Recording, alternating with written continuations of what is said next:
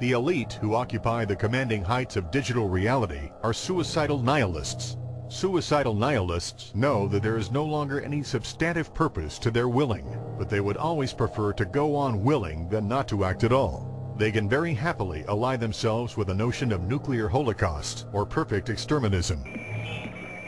Technology has become so powerful in its capacity for destruction that free humanity cannot afford to let psychopathic technocrats with delusions of grandeur repeat the mistakes of their forebears, because it is highly probable that this time they may destroy everything, including themselves in their mad rush for godhood.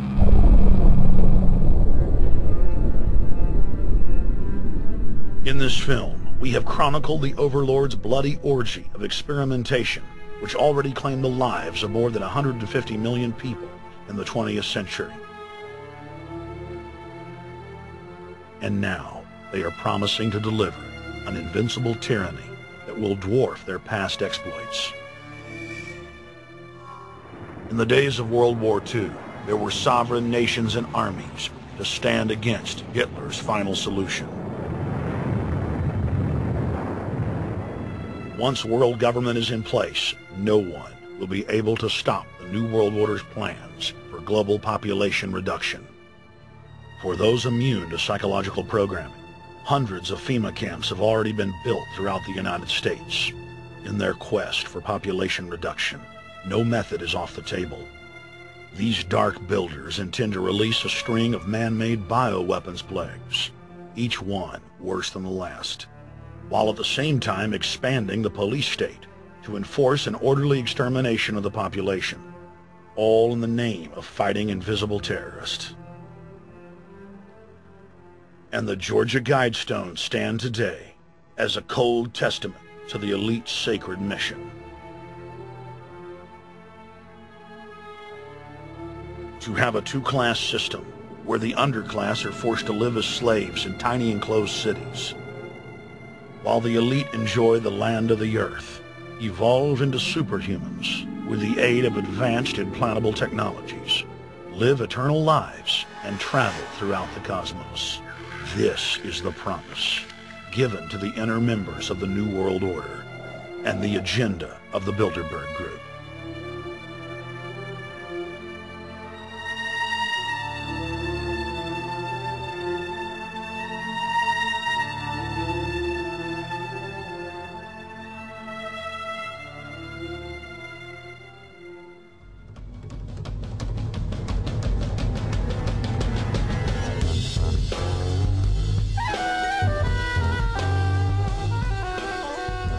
In 2007, Jim Tucker continued his 30-year quest to expose the globalist by traveling to Istanbul, Turkey, the site of Bilderberg, 2007.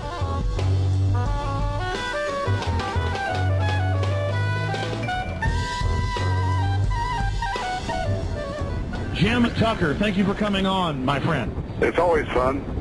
Jim, tell us what you saw today when you were out at the Ritz Hotel.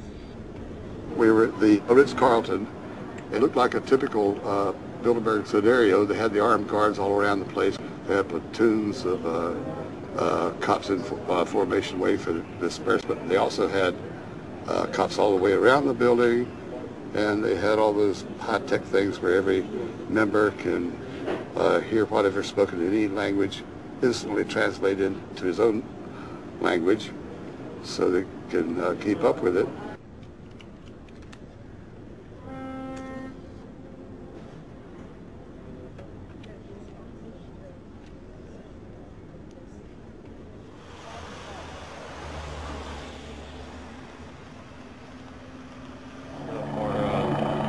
Like that, I'm doing the same thing for American Free Press.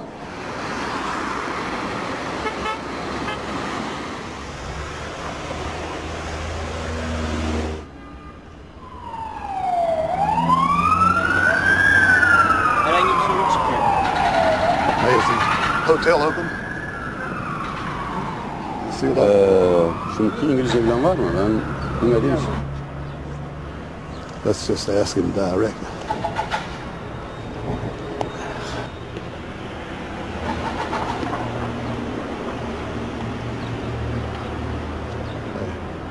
Was Bilderberg meeting here this weekend? You can go this way. We had my two personal cops following me today. I was not aware of it because my nose is always sticking to the camera. My jaws are always flapping. But the TV crew said, those guys are going to follow you. And their car followed us out to the hotel. Then they identified the two cops in plain clothes, not business suits, but sport shirts and so forth. Yeah. That's the car that's been on our ass? Yeah. You want to photograph him? Yeah. You are, aren't you? Well, they're very likely Bilderberg boys.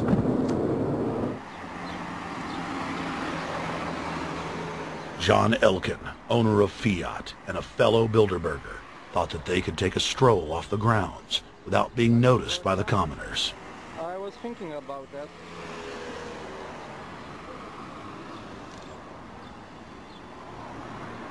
This Bilderberg attendee sneered at our camera.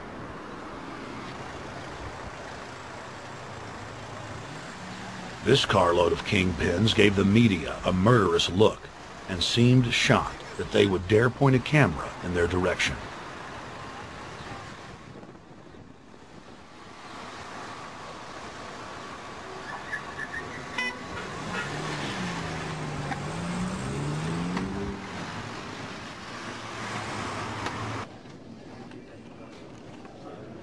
In 2007, the Bilderberg Group received the heaviest global coverage in its history.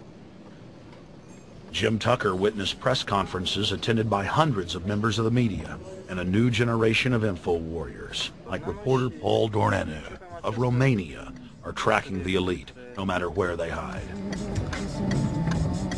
Expunem acest grup Bilderberg. Now, Jim, my governor, Rick Perry, it's in the front of the Dallas Morning News. The headline reads, Texas Governor Rick Perry to attend Bilderberg. What does it mean to have the governor of Texas in the Dallas Morning News just admitting he's going to Bilderberg Group? It means he's a potential president, even as the obscure governor of Arkansas, Bill Clinton, lost his virginity at the Bilderberg meeting in Baden-Baden, Germany in 1991, and he's elected president the following year. Now, if he goes nowhere in a run for the White House in the years ahead, they'll drop him like an old shoe. They do that often, but officially, Bilderberg considers Governor Rick Perry a potential president of the United States. Yes, it's a violation of the Logan Act, for which Bill Clinton's White House was fined $300,000, which means the taxpayers paid it. When Perry returned to Texas from Istanbul, we were determined to hold him accountable for his treasonous actions.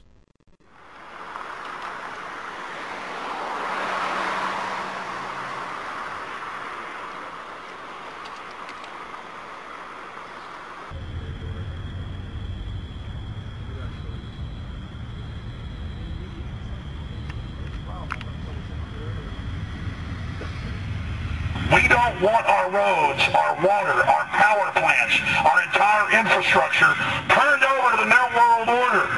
And we tell you now the people are rising up and learning what you're doing, and they're angry. And they're tired of it. Stop enslaving us. Stop setting up tyranny. Stop going along with the New World Order plan. If you've got any soul left, Rick Perry.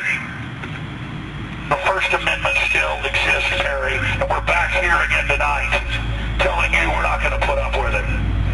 Long live the Republic. We shall prevail.